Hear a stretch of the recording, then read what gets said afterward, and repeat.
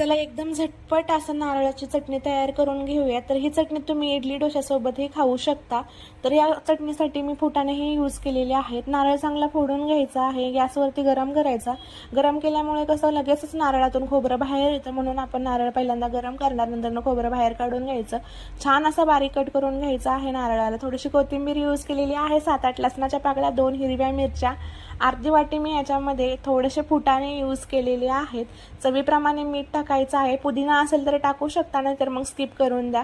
तर सर्व हे वाटण जे आहे आपण मिक्सरमध्ये टाकून घेणार आहोत। मिक्सरला छान असं फिरवून घ्यायचं आहे आणि पुन्हा थोडंसं पाणी ॲड करायचं आणि परत एकदा छानपैकी मिक्सरला लावून त्याला बारीक पेस्ट तयार करून घ्यायची आहे।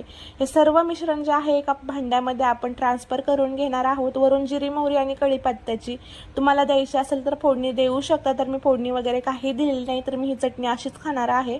तर तुम्ही तशीही खाऊ शकता। तर तुम्हाला व्हिडिओ आवडला